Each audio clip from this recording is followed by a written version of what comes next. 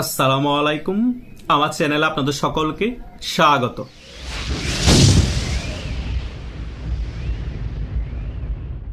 শেখ হাসিনা সরকারের পতন হয়েছে যে 2 বছরের কাছাকাছি সময় হতে চলল।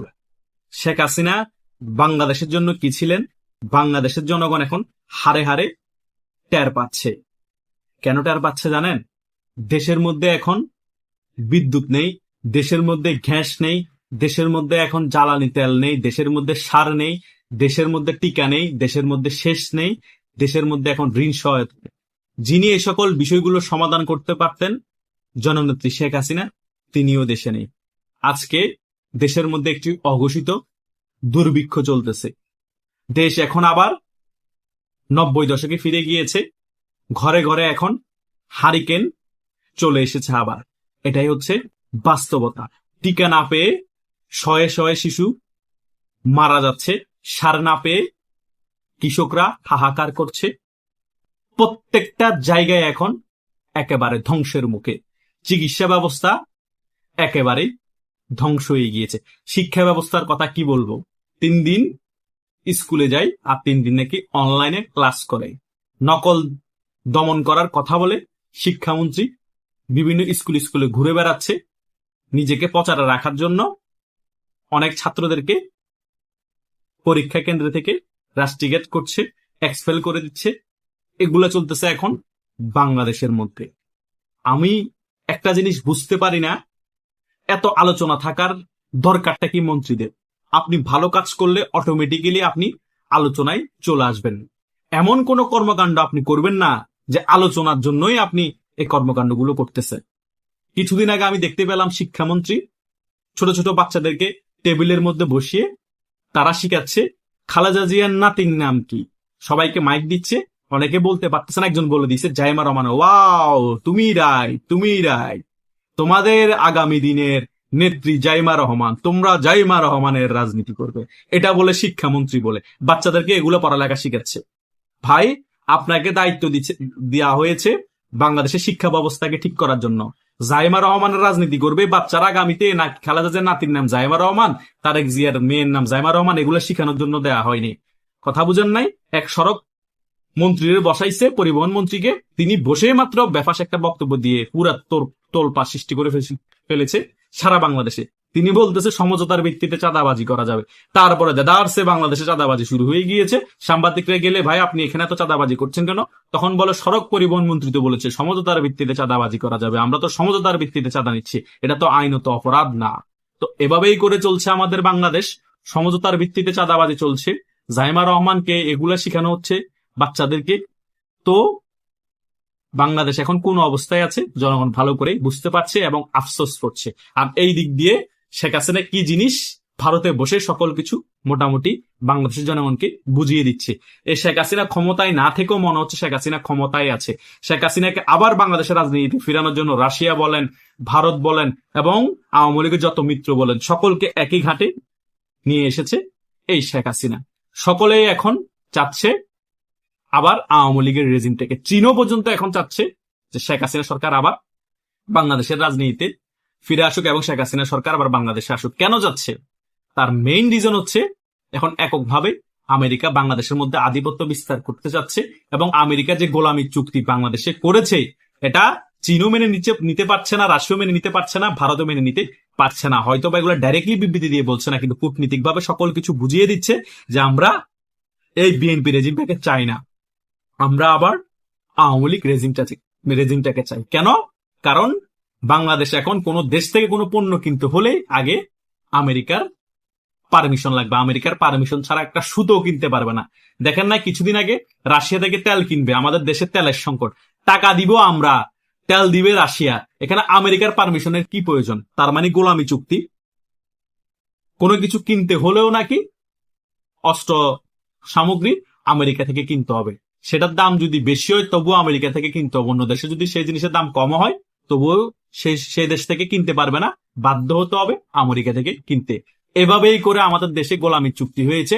আমরা জনগণকে অনেক কিছু বোঝানোর পরও জনগণ বুঝছে না, জনগণ এখনো গোমরা হয়ে আছে।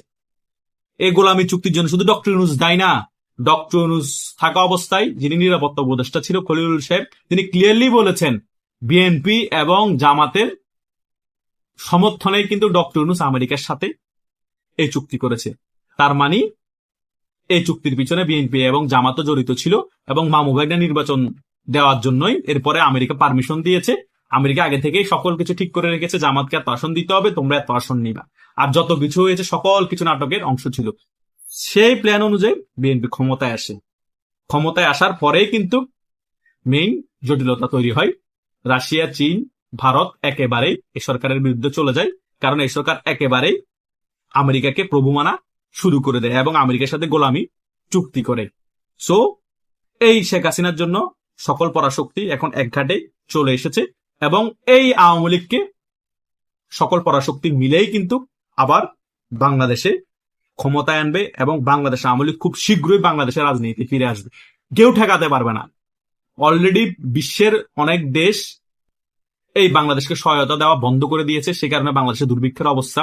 IMF থেকে ঋণ দিবে না বলে দিয়েছে, ওয়ার্ল্ড ব্যাংক থেকে ঋণ দিবে না বলে দিয়েছে, অনেক রিকোয়েস্টের পরও ঋণ দেওয়া হচ্ছে না।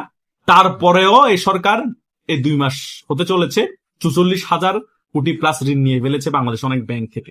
কোন পরিস্থিতি বাংলাদেশ, একটা জিনিস চিন্তা করুন, সাধারণ জনগণ কোন অবস্থায় আছে। আর 6 মাস পরে বাংলাদেশে দ্রব্যমূল্যের দাম 3-4 গুণ বেড়ে যাবে। কল্পনা করুন, বাংলাদেশে আর 6 মাস পরে আপনারা কোনো জ্বালানি তেল পাবেন না। 2 মাসে বিএনপি ক্ষমতা এসেছে, এই অবস্থা। হারিকেন নিয়ে বসে থাকতে হয় সন্ধ্যার পরে। তার মানে হারিকেনের তেল কেনার সে টাকাও বাংলাদেশের জনগণের অনেকের কাছে থাকবে না। এরকম পরিস্থিতি বাংলাদেশে আসতেছে। টাকা থাকলেও তেল কিনতে পাবেন না, কারণ জ্বালানি তেলেরও সংকট, দ্রব্যমূল্যের ঊর্ধ্বগতি, টিকার অভাবে শয়ে শয়ে বাচ্চা মারা যাচ্ছে। অলরেডি 200-র উপরে নাকি বাচ্চা মারা গিয়েছে টিকার অভাবে। রেবিস ভাইরাসের টিকা পাওয়া যাচ্ছে না হাসপাতালগুলোতে। তো বাংলাদেশে আছেটা কি? বাংলাদেশে শুধু আমাদের এই জুলাই যোদ্ধাদের চেতনা আছে। এই জুলাই যোদ্ধা চেতনা বিক্রি করে করে বাংলাদেশটাকে তো ধ্বংসই করে দিয়েছে 5 আগস্টের পরবর্তী সময়।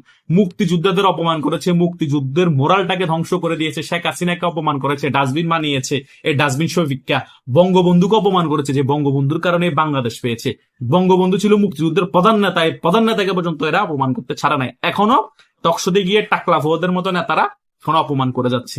এগুলোর কোনো প্রতিবাদ দেখি না, এগুলোকে নিয়ে কোনো আলোচনা দেখি না। সংসদের মধ্যে বাংলাদেশে যে কোনো তেল নাই, কোনো গ্যাস নাই, বিদ্যুৎ নাই, সার নাই, শেষ নাই, ঋণ সহায়তা পাচ্ছি না, এই সকল বিষয় নিয়ে আলোচনা নাই।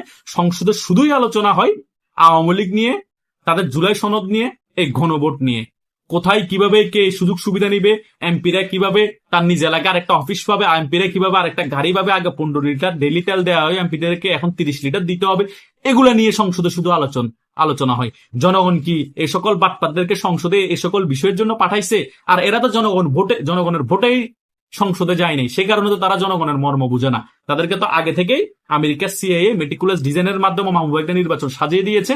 মামু ভাইগনা নির্বাচনের পরে তারা আসন ভাগাভাগি করে সংসদে গিয়েছে, সে কারণে তাদের ওই জনগণের ব্যাপারটা তারা মাথায় আনেই না।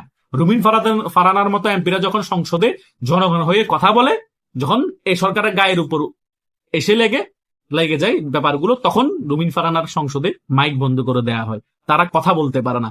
তার মানে সংসদের মধ্যে ফেসিস্ট আচরণ চলছে, সংসদ কুক্ষিঘাত করে রেখেছে এই মামু ভাইগনারা। এই হচ্ছে তো বাংলাদেশের আসল পরিস্থিতি। সো শেখ হাসিনা কিন্তু মোটামুটি পরাশক্তিগুলাকে গুছিয়ে ফেলেছে এবং পরাশক্তিগুলো বাধ্য হয়ে হলো আবার আওয়ামী লীগকে সমর্থন করছে। সো কোন দিকের পানি কোন দিকে গড়ায়, জাস্ট সময়ের ব্যাপার। একটু অপেক্ষা করুন। কথা বুঝেন নাই? বুঝবেন, সময় খুবই সন্নিকটে। দুধ কা দুধ পানি কা পানি হয়ে যাবে। আশা করছি আপনারা এই আলোচনায় সকল কিছু ক্লিয়ারলি বুঝতে পেরেছেন। তবুও যদি কোনো কনফিউশন থাকে আপনারা এই ভিডিওর কমেন্ট বক্সে কমেন্ট করতে পারেন, আমি উত্তর দেওয়ার চেষ্টা করব। ধন্যবাদ সকলকে।